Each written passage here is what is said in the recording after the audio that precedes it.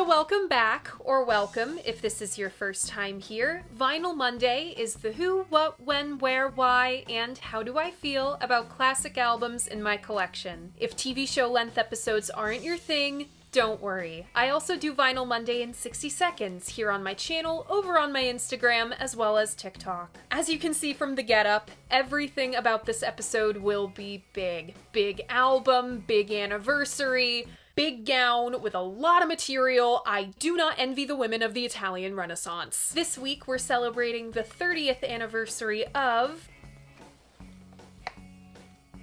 Smashing Pumpkins, Mellon Collie and the Infinite Sadness. Congrats if you guessed this one. Remember, if you want to play along, all you gotta do is check out my post tab. That's where I post the hints to what the next album is gonna be. I make announcements, I host polls, you can find all of that on my channel. And if you so choose, you can always read the written versions of my reviews on my website, linked in the description. Alright, since we have no plastic to remove, let's crack open this box.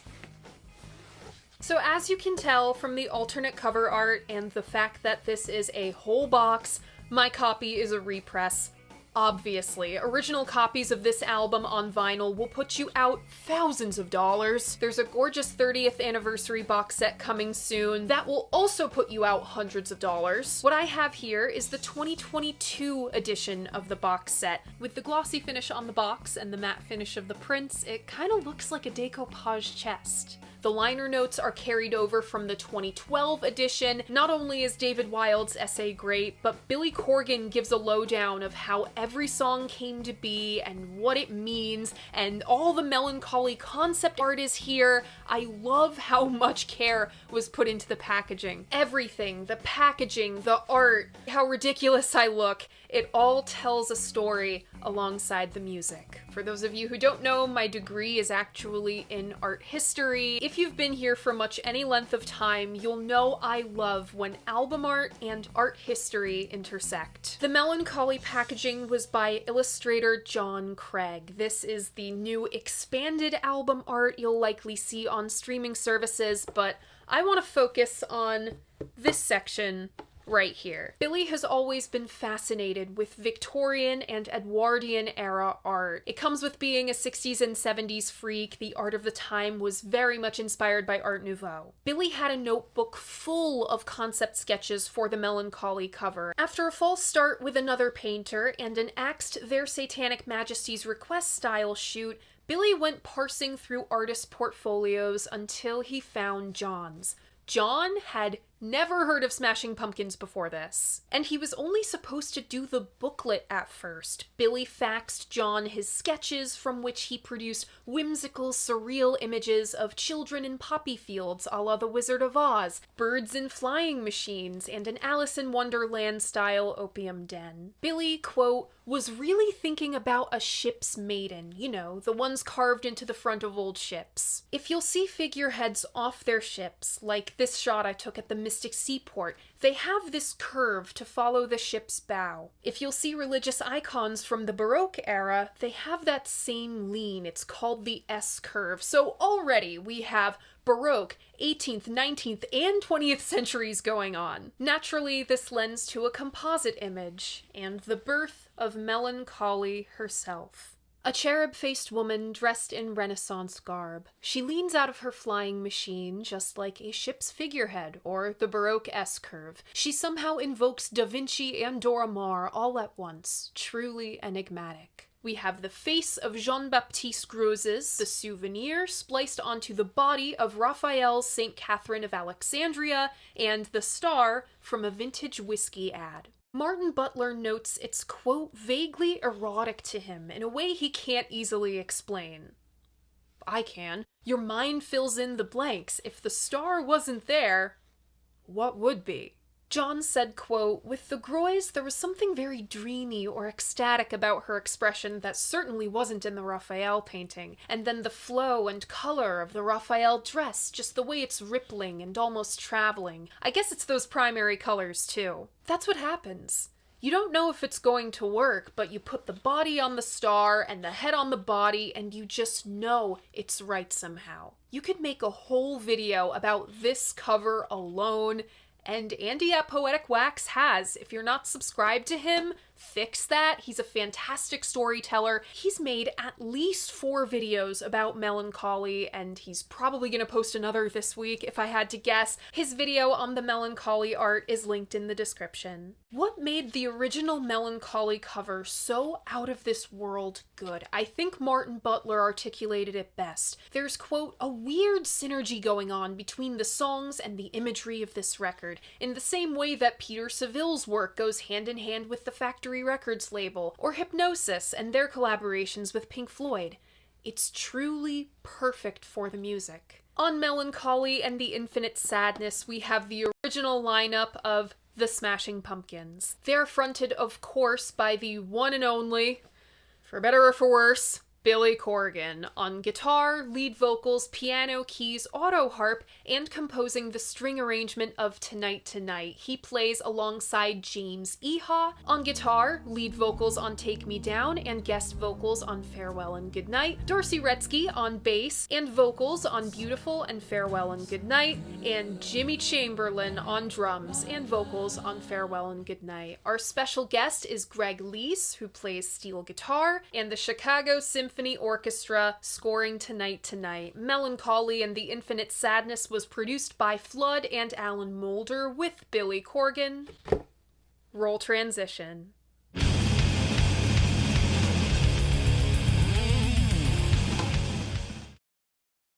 Smashing Pumpkins had the spectacular misfortune of coming up on the tail end of grunge with their 1993 breakout LP, Siamese Dream. This is one of my favorite albums of all time, one of the greatest albums of the 1990s if you ask me. But with this record, the Pumpkins went from getting accused of ripping off the past to accused of riding on the coattails of Nirvana. The Pumpkins were unilaterally accused of that obscure punk insult of selling out. Steve Albini called them selling out. Steve Albini called them Steve Albini.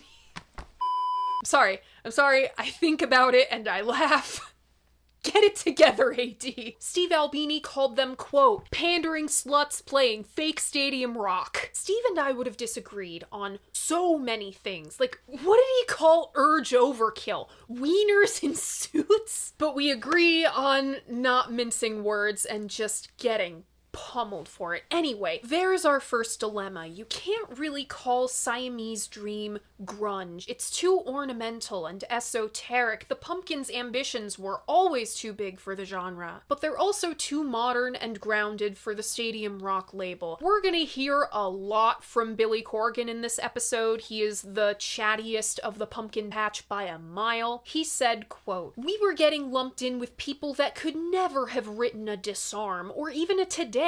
So I was like, fuck all of this." The Pumpkins have come to the end of a grueling 13-month album cycle, culminating in headlining Lollapalooza 1994. Even if it is kind of funny they bumped Pavement off the bill, the experience was totally exhausting. Darcy expressed immense pressure from the label and critics to go bigger and better commercially. Quote, "If you don't sell more than the last record, it means you're going downhill." Meanwhile, Billy has yet another identity crisis. He's struggling with the idea of rock goddom in wake of the death of Kurt Cobain that spring. Quote, "Do I throw this in the garbage and try to pursue some kind of ideal that I can't live up to, or accept what I am, which is a corny boy from f***ing Chicago?" Billy wasn't just questioning the scope of Smashing Pumpkins. They were obviously having a huge cultural moment. James had just walked in on a Sui show. He's questioning their sound. All the greats of the first half of the decade are either disbanded, winding down, or softening their edges. The soft, loud thing has been completely co-opted by pop music of the day. We see this about every 10 years, right? The commodification of what was once underground. In interview, Jimmy was using descriptors like product, consume, and ingest to describe Smashing Pumpkins becoming a product over the course of the Siamese Dream cycle. In the words of author Craig Shufton, it, quote,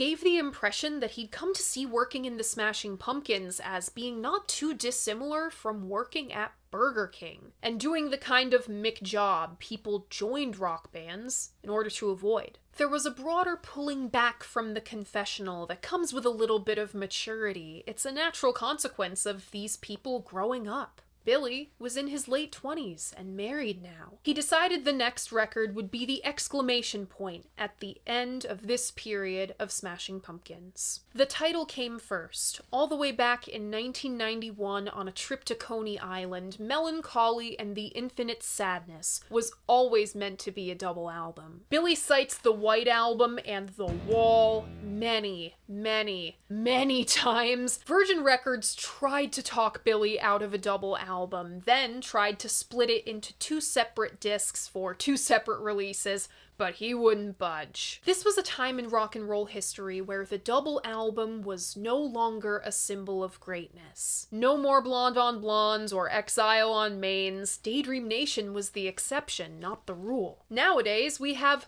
Michael Jackson's History, or Guns N' Roses' Use Your Illusion 1 and 2. Yeah, both not exactly career highlights. But Billy was undeterred. In March of 1995, Smashing Pumpkins hunkered down at their rehearsal space in North Chicago. They recorded there, at the Chicago Recording Company and Village Recorder in LA from March through August. In the 666 tapes, some of which we see in an MTV rockumentary spot about Smashing Pumpkins, we see the band jamming stuff out in real time. There's a lot of unreleased tracks, Billy in a Christmas sweater, and Porcelina flowing into a major key XYU, which sounds all shades of wrong.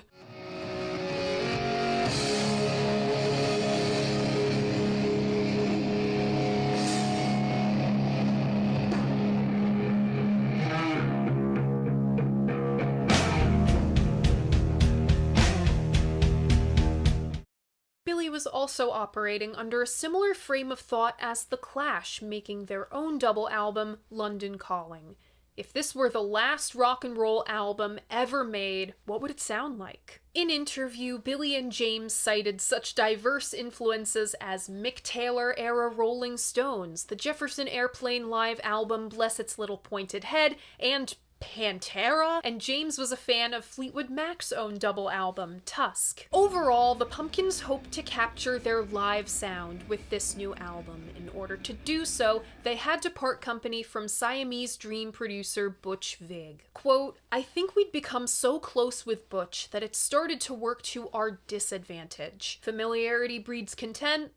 Best to cut that off before the contempt sets in." The band approached Flood first. James was a big fan, and Billy knew he'd be down for a double album. He'd worked with U2 in the past. He's no stranger to maximalism. And it was Flood who spearheaded a complete overhaul of the recording process. If you'll remember from my last Smashing Pumpkins episode, Siamese Dream production was not fun. It was a hellish intersection of Billy's control freak tendencies, therapy sessions, insistence upon using analog recording technology, gobbling up the timeline and budget. James and Darcy broke up, Billy's own turbulent marriage, which, spoiler alert, will not last this album cycle. All underscored by Jimmy in the peak of active addiction. Though lots of Darcy's backing vocals didn't make the cut, her and James were a lot more involved in Mellon Collie production. This was all in response to rumors that Billy redid almost all the guitar and bass tracks on Siamese Dream, a rumor that turned out to be true. He might have even repeated the process, but given the format, there were just too many songs for one person to do everything. At least he's honest. A project as big as this needed more manpower. Enter Alan Moulder. You may remember him from mixing Siamese Dream. Billy loved his work with shoegaze giants My Bloody Valentine. Alan engineered Loveless. Loveless bankrupted Creation Records. Siamese Dream went $250,000 over budget. sensing a pattern here. While Flood worked with Billy in one room, Alan worked with James and Darcy in the other. Jimmy was usually the first guy to have all his stuff done. He'd record all of his drum tracks, usually in one take, and that would just be the track. The band also took equipment wrecks from MBV. Billy bought the same Fender Blender pedal that Kevin Shields used. It is all over Mellon Collie. As many as 60 songs were in the running to be on Mellon Collie, but it was still missing something. In the 11th hour, Billy revisited a demo called Strolling. It wasn't much more than a basic chord progression, but it was definitely something. The jams were coming out stonesy, quote, and not in a good way. It was reworked by way of sampling. Digital technology, people. And it became the very last song recorded for the album.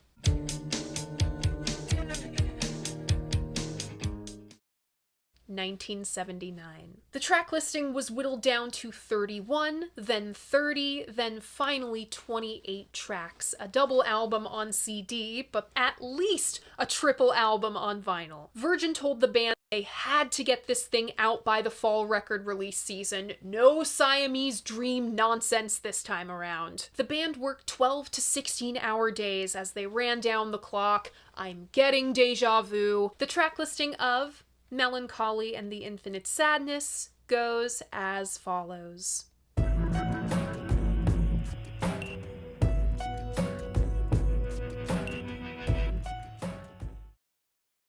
Opening up disc 1, we have the title track, Mellon Collie and the Infinite Sadness, followed by Tonight Tonight, then Jelly Belly, and side 1 closes with 0. Opening up side 2, we have Here Is No Why, followed by Bullet with Butterfly Wings, and disc 1 closes with To Forgive. Opening up disc 2, we have F*** You, subtitle An Ode to No One, followed by Love, then Cupid de Lock, and side 3 closes with Galapagos. Opening up side 4, we have Muzzle, followed by Porcelina of the Vast Oceans, and both disc 2 and the Dawn to Dusk half of the album close with Take Me Down. Opening up side 3 and the Twilight to Starlight half, we have Where Boys Fear to Tread, followed by Bodies, 33, and side 5 closes with In the Arms of Sleep. Opening up side 6 is 1979, followed by Tales of a Scorched Earth. Disc 3 closes with Through the Eyes of Ruby. Disc 4 opens with Stumbling, followed by XYU, We Only Come Out at Night, and side 7 closes with Beautiful, side 8, Lily, subtitle My One and Only, then By Starlight, and the album closes with Farewell and Goodnight. But I have to pause here and say that the original vinyl release of Mellon Collie has 30 songs instead of 28 and a completely different sequencing. This is one of my record collecting holy grails, but I will never see it unless I spontaneously come into like $3,000. Mellon Collie and the Infinite Sadness was released October 24th, 1995, 30 years ago this week. Tracks were debuted live throughout the year, including at the 1995 Reading Fest in August. The Pumpkins performed a release show the night of October 23rd at the Riviera Theater in Chicago. It was broadcast live on radio stations all over the country. Poetic Wax has a whole video about this show as well, also linked in the description. Lead single Bullet with Butterfly Wings dropped the week before release. The band themselves were really lobbying for Jelly Belly, but it seems Virgin had the right idea, because Bullet with Butterfly Wings was the Pumpkins' first top 40 hit. Then came 1979, which peaked at number 12. Mellon Collie created an immediate dilemma for critics. What is the double album in 1995? Is it, quote, pompous nonsense or the feat of a decade? Is it Use Your Illusion or The Wall? David Brown for Entertainment Weekly said, quote, Corgan has stripped away the lacquered sheen of Siamese Dream. In what world does this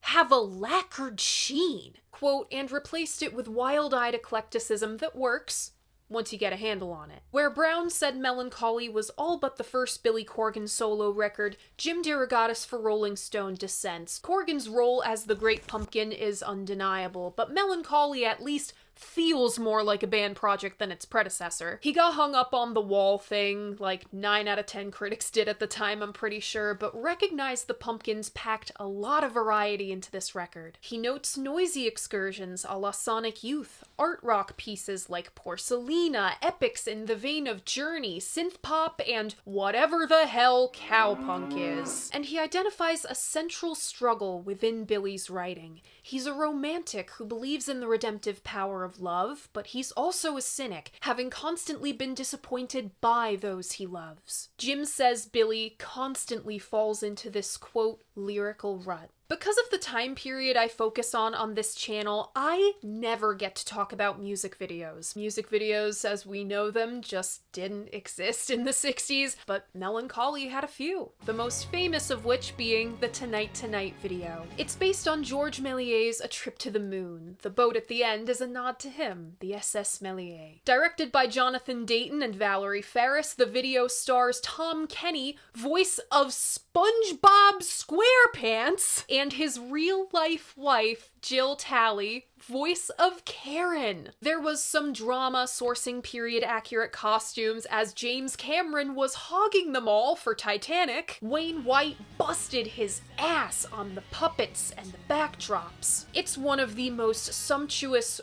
gorgeous music videos in rock and roll history. More a mini movie. You can see all the effort put in on practical effects and editing. Tonight Tonight swept the VMAs as it should have. Ironically, considering the philosophy from which Mellon Collie came, this was the peak of Smashing Pumpkins' pop culture pull. It remains their one and only #1 album. He appeared on The Simpsons in one of the best episodes, no less, Homerpalooza. Billy Corgan, Smashing Pumpkins. Homer Simpson, smiling politely. Bullet with Butterfly Wings was the theme song of Whale Wars for some reason. This in and of itself was parodied on South Park. And Scott Pilgrim wears a Zero t-shirt. Caramel macchiato. Or Pilgrim. Side note, I saw Anamanaguchi the other week.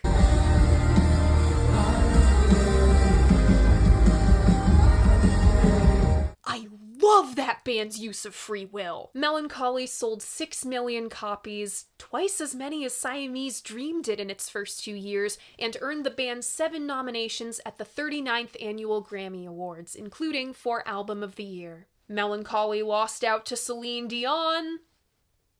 Okay. Mellon Collie is ranked number 82 on Rolling Stone's 100 Greatest Albums of the 1990s list. The vocal performances, grandiosity, and theatricality inspired what I consider emo's equivalent to Queen, My Chemical Romance. It certainly helps that their frontman looks like Billy, you know, before Courtney hexed him and he lost all his hair. Not to mention other emo greats, Panic at the Disco covering Tonight Tonight. Mellon Collie has longevity, 1979 got big on TikTok. But the Mellon Collie album cycle was brought to an abrupt, tragic end on July 12, 1996. Because of the scope of this album musically, the Pumpkins needed more manpower, so they brought on their touring keyboardist, Jonathan Melvoin. I wish I had more information on, how Jonathan played into the band dynamic and their connections with him, but I just couldn't find the resources for it. I know about the Smashing Pumpkins biography. I actually ordered this and it didn't ship on time. I think this source would have been really helpful for kind of weaving Jonathan more into this story. After this show in New York City in July, both Jimmy and Jonathan overdosed on the same batch of heroin. Jimmy survived, Jonathan did not. Billy said Smashing Pumpkins were in an impossible situation. Jimmy was, quote, out of control, but he's one of the greatest living rock and roll drummers and the secret ingredient to their most successful album. What do you do? Quote, at what point do you get off the train? You're not going to. It really didn't stop until somebody died, After taking a break to mourn, the Pumpkins completed the rest of this tour with Dennis Fleming of the Frogs on keys. Jimmy was fired from the band so he could get the help he needed. From here, everything just fell apart. Billy's mother passed shortly after this, then him and his wife split up, then the band's progress stalled, Adore didn't really do what they wanted it to, Darcy left the band, and everything just exploded through Machina production. One of Billy's great regrets was not leaving the band himself after Jonathan's passing. It was amazing we were able to accomplish anything. There were a lot of great things, but fucking hell, man. It is like being in a burning building and standing there and watching it burn. I stood there for another 4 years and watched it burn all the way to the fucking ground. The morning Jonathan died, that was the end of Smashing Pumpkins. Of all the groups I've featured on this series, I have the longest uninterrupted history with Smashing Pumpkins. They were my very first favorite band. Siamese Dream was my very first favorite album. I stole it from my dad's CD cabinet when I was 11. So I actually found something. Well, I didn't find it. My dad actually found something that I thought I had lost. This is the CD. What's left of it. Anyway, I have no idea how he found this, but this right here, this started everything you're seeing right here. In so many ways, Smashing Pumpkins, made my life possible. Anyway, clocking in at a whopping 121 minutes, longer than The Lamb, longer than The Wall, 15 minutes and a whole disc longer than All Things Must Pass, Mellon Collie is the longest album I will ever cover on Vinyl Monday. That's the digital age for ya. We just don't have the same runtime constraints on CD as we do on vinyl. This presents a unique challenge. If I follow my standard track-by-track breakdown format for a 28-song album, this review will get tedious and repetitive. Instead, I'll be flushing out broader points with specific examples from our track listing. I'll be trying my very best to mention every song at least once, and I'll be highlighting the greats, doing my more typical in-depth thing to explain exactly why they're great. I'll start with the drawbacks, the first of which is pretty broadly agreed on. Mellon Collie's greatest flaw is in its creation. It's too damn long. If this were trimmed down, holy shit, dude, it'd be one of the greatest albums of the 90s. You cut even one disc out of this, and it could have been better than Siamese Dream. I maintain this point from the Siamese Dream review. Mellon Collie has higher highs, but lower lows. Ultimately, Siamese Dream's consistency is what ranks it just above this for me. Love, Where Boys Fear to Tread, Through the Eyes of Ruby, Tales of a Scorched Earth, Lily, and By Starlight. Those are the tracks I would cut. They're very difficult cuts to make because I see the merits in each of them, but I feel most of them tread the same ground as other, better tracks on the record. We Only Come Out at Night is this album's Wild Honey Pie. It's goofy as hell and I'm keeping it. Putting much of anything between XYU and Farewell and Goodnight, let alone 4 tracks, was a mistake. It feels long-winded for the sake of long-windedness, and it's a loss of momentum. Think the White Album, right? Would you put 4 whole tracks between Rev 9 and Goodnight? No! I do kind of agree with Jim DeRogatis' point on the repetitive subject matter. It's the flaw of the 90s, really. How many different ways can one man articulate angst? Still, there's remarkably little filter considering how much material is on Mellon Collie. Never before and never since has an album of this scope been so fully realized. Now for the tougher gripes to solve. Where the hell is Darcy? It's an eternal frustration of being a Smashing Pumpkins fan. I somehow hear even less of her on this album than I do on Siamese Dream, and she's hardly on Siamese Dream. I think this is a symptom of the album's production. Through the Eyes of Ruby, for example, has 56 guitar tracks. 56! Of course that's gonna swamp one bass track. I recognize it is stupid to ask for a shred of restraint on Mellon Collie and the Infinite Sadness, but can we at least overdub a bass part? And the matter of Billy's voice. I'll admit, I struggled to listen to an uninterrupted 2 hours of Billy Corgan. I was like kissing the ground, oh Lord, oh Jesus, thank you, when he handed James the mic for Take Me Down. I wish we heard a little more James on this record. Mellon Collie succeeds in 5 points. Like the 5-pointed star on the cover. Number 1, references to rock and roll's past. Billy worships the music of the 60s and 70s, and you can tell he's so knowledgeable of the music of that era. There are modernized examples of Baroque pop and psychedelia, like on Cupid DeLocke. Brown said it's an example of overthink and that, quote, no rock song should ever use the words hath and ye.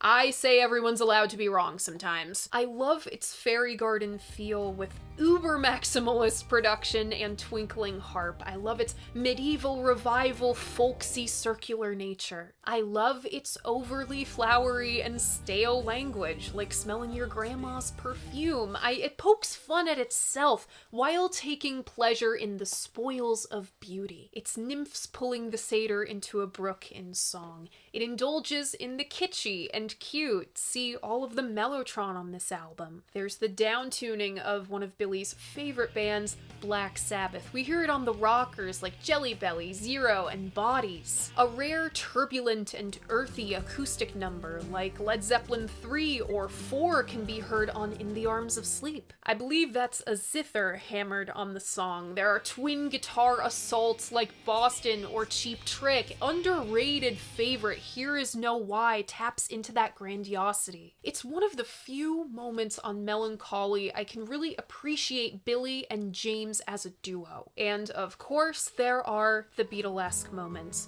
Farewell and Goodnight plays out like the end of a stage show, a concept both the Beatles and the Stones played with. Everyone, even Jimmy, steps into the spotlight to bid us, the audience, farewell and goodnight. I hear specific references in the Mellon Collie theme. It sounds a bit like Pink Floyd's Summer 68.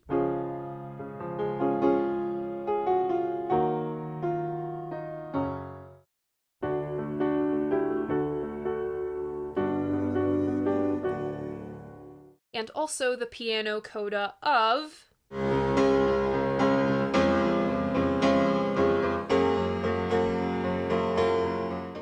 It all comes back to Clapton eventually! Deja vu aside, this quaint 3 minutes transports you to a totally different place, where orchestra rock was king and rock and roll was allowed to be big. It's even reflected in the title, Mellon Collie and the Infinite Sadness. Totally prog. Even the discs have subtitles like a prog album would. Number 2. How this knowledge of the past is applied to the present. Mellon Collie almost never feels like pastiche. This is from the influence of Flood. In David Wild's essay for the liner notes, Billy tells the story of an early version of By Starlight that sounded like Pink Floyd. Flood goes, "What's with all the 70s crap?" and strip the whole thing back. Love and We Only Come Out at Night are these weird synth pop moments. The former is totally taken over by Phaser to the point where it's distracting. 1979. What more can be said about 1979? I wanted to skip over this just because so many people have already dissected this song and exactly why it's great, but you people would come after me with pitchforks if I dared skip over it. You know it, I know it. It's shimmering, bittersweet nostalgia bottled up into 4 minutes and change. Sampling Billy's voice and working it into the drum loop makes it endlessly replayable. Can meets New Order meets Sonic Youth. Magic. The guitar tone captured on the Zero solo and overdubbing sounds gluttonous and diseased. Shout out to Alan Moulder for bringing that shoegazy feel into the Pumpkins fray. Point number 3. Smashing Pumpkins MVP, Jimmy f***ing Chamberlin. His performance on Jelly Belly is insane. The precision of the 16th notes in the first few measures, the rolls into the feedback-laced solo are unbelievably clean. It's all played with one pedal and zero click track. Everything. In interview with Rick Beato, Jimmy described trying to capture Jelly Belly as like a car on ice skittering down the highway out of control. Jimmy is somehow both the Pumpkins' traction and lack thereof. James and Billy's guitar parts are intensely melodic, and Jimmy is always able to anchor that. Jimmy isn't all power, though. He has such a breadth of skill, from the urgent double-time clicks in Tonight Tonight, the uncanny rigidity in Zero and Fleetwood Mackey and Drum Loop of 1979. Billy called Jimmy's playing cinematic. I certainly hear that on Galapagos. This was probably the closest the Pumpkins ever got to Pink Floyd. This breadth at the baseline of every Pumpkins composition lends itself to point number 4, Mellon Collie's dynamics.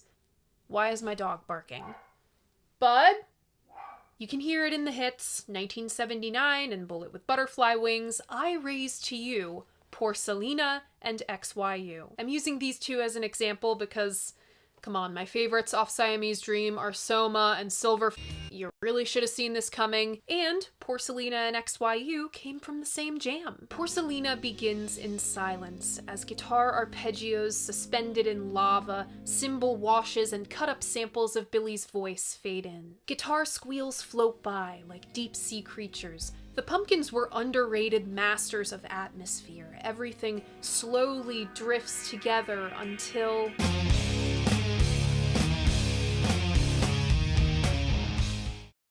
it bursts out of the water like the clamshell Venus was born from. The composition ebbs with digitally affected guitar and a hollow Floydian drum sound as Billy sings, "On a distant shoreline, she waves her arms to me. Her name was Aphrodite, and she rides a crimson shell." It's very Tales of Brave Ulysses, or maybe Odysseus. The dilly-dally of my brightlit stay, the steam of my misfortunes has given me the power to be afraid. It crests back into the Titan's sharp gleaming point and falls back down the slipstream with this beautiful, churning, watery noise. Guitars howl through the final moment as we sail away. It's the most progressive song on Mellon Collie. Porcelina is a thing of eternal beauty. I think it warrants every second of its 9-minute runtime. David Brown said the Pumpkins' brand of hard rock still sounds a little too fastidious, too marshmallowy gooey to scare anyone. Clearly he tapped out before XYU. Where Porcelina is the beautiful goddess Mellon Collie meets on her journey across the sky, XYU is the monster in the labyrinth with breath that just smells of rot and flesh. XYU is everything Porcelina is not.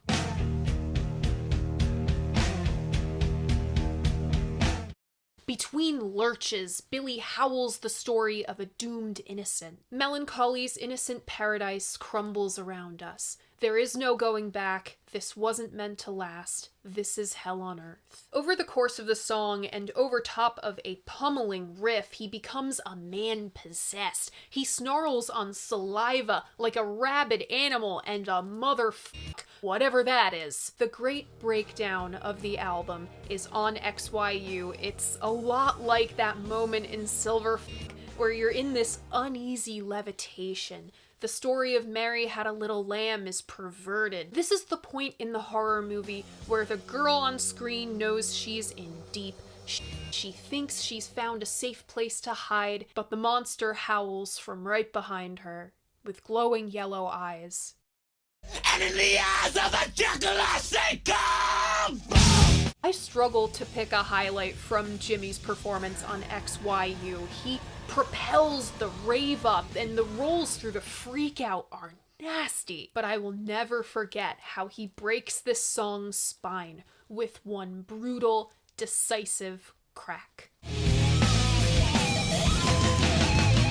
Point 5, writing. It's in keeping with the diaristic confessions of grunge and later emo. Brace yourselves, kiddies, this is going to be a long section. As you may have gathered from some of my previous work, I was a weird kid.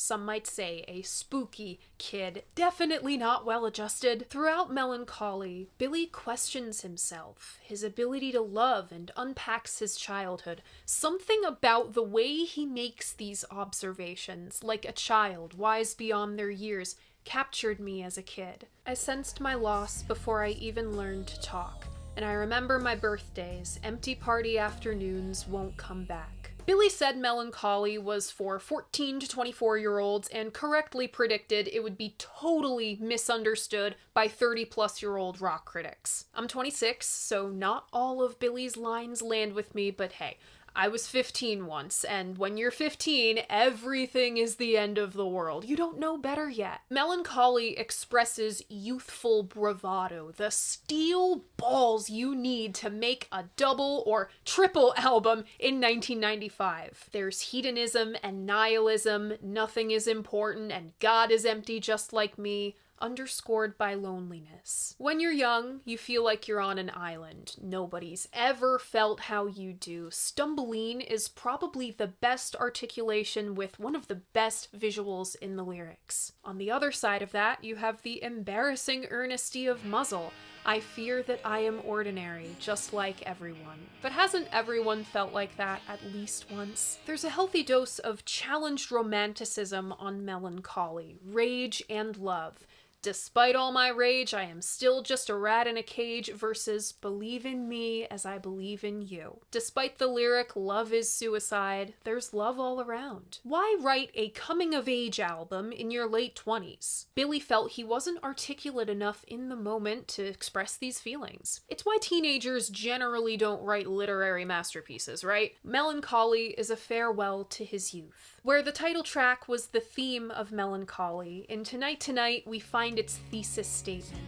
Time is never time at all. You can never ever leave without leaving a piece of you. It's like Joni said, something's lost but something's gained in living every day. What does living every day mean to Billy? Rallying cries of crucify the insincere, making things right, feeling it all, that strong sense of justice you have as a young person. There's crushing optimism. Life can change, you're not stuck in vain. We'll make things right, we'll feel it all tonight, and the continual begging to believe in me. It's tied up in a great big starry-eyed bow with believe in me as I believe in you. Isn't that all the hopeless romantic wants? It's all reflected in the music, the tromping drums, bittersweet swells, the urgent double time of hitting the road to God knows where after splitting from the senior prom. 33 hints at Tonight Tonight's chords, blessing it with a sitar-like guitar effect. I turn my collar up and face the cold on my own.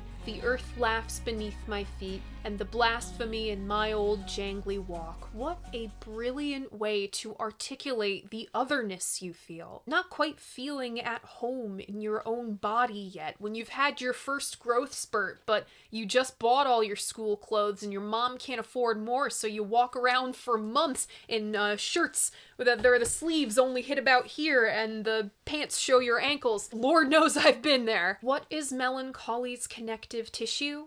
Lack. Emptiness is loneliness. Nowhere and nothing, an ode to no one. I'm your zero. Pretty ironic for a fucking something of an album. There's a mercurial emotional back and forth. Billy Corgan's Gemini Moon on full display. There's a track called F*** You. Right after that, there's a track called Love. Quote, if you're tormented, you're going to get some kind of weird, deeper resonance in your music, but if you're really tormented, you're usually too overwhelmed to write a song about it. You don't really have the energy to be thinking about your music or your career when you fucking hate your life. I find it's best for songwriting when you're in kind of a middle spot. To Forgive, one of the most significant tracks on Mellon Collie, is about not yet having the capacity to forgive. 10 times removed, I forget about where it all began.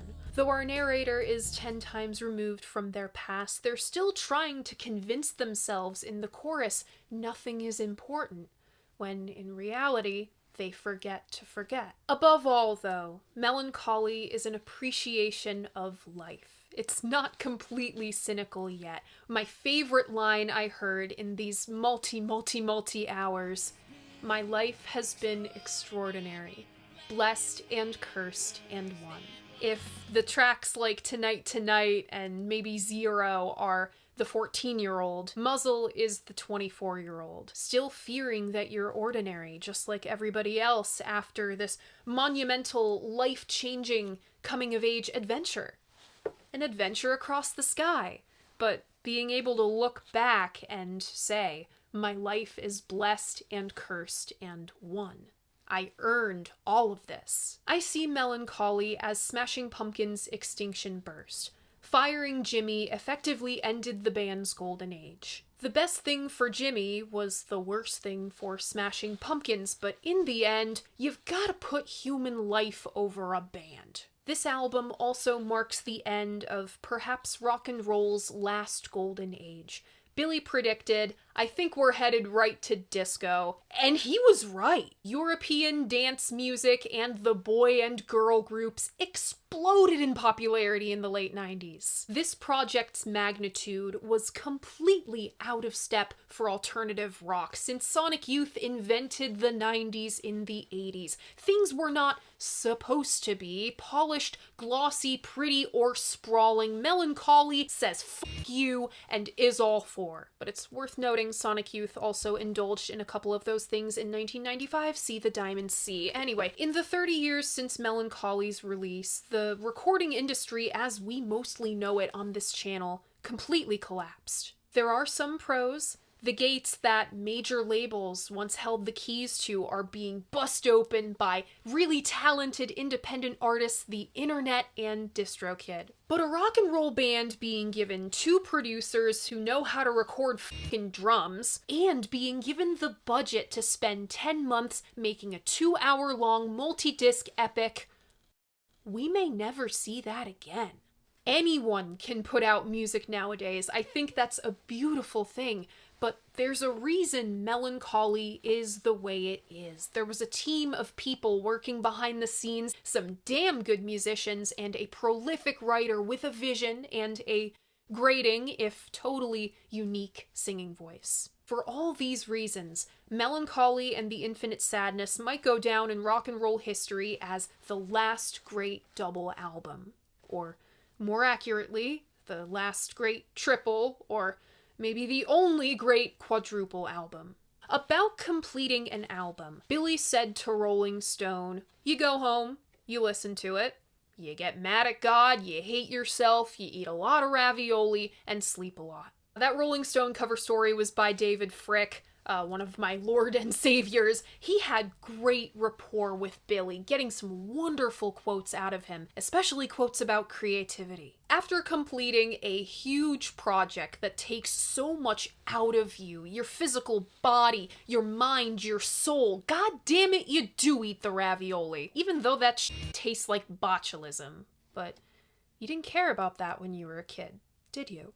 In hindsight, Billy backpedaled on the wall thing, rightfully so. Jerks in the media still take me to task for that. What I meant was that we were trying to reach something expansive like Pink Floyd achieved with The Wall, as opposed to making a double album like The White Album by the Beatles, which was basically a wider collection of songs by a group, blah blah blah. Yes, those are crazy groups to ever compare yourself to, but as they say, you've got to aim high. That reminds me of what Fripp said about making Lark's Tongues in Aspic, and ignorance of limitations sometimes allows the young to achieve impossible things. The impossible is possible tonight. I've used the term zenith a few times in my past episodes. It comes from astronomy. The zenith is the highest point in the night sky. Given all the cosmic, astronomical ties and truly brilliant coincidences, cosmic coincidences of Mellon Collie, it feels truly appropriate to say that 30 years later, Mellon Collie and the Infinite Sadness remains Smashing Pumpkins at the zenith. My personal favorites off this one are, oh god, Tonight Tonight, Jelly Belly, To Forgive, Cupid DeLocke, Galapagos, Muzzle, Porcelina, Take Me Down, 33, 1979, and XYU. Remember, if you want to keep up with all of my favorites from all of the Vinyl Mondays, I have a Spotify playlist linked in my description. I update it every week, and that is it! That is Mellon Collie and the Infinite Sadness 30 years later. Wow! That was a lot. That was a lot. What do you think of this album? What do you think of Smashing Pumpkins? Leave a comment letting me know. I love hearing what you guys have to say about albums that I love. And remember, despite what some guy on the internet says, your opinion matters. If you like what I do here, you should like this video and subscribe to my channel. I post new episodes of Vinyl Monday, Monday mornings at 11. Thank you so much for watching, and I'll see you guys next time. Bye!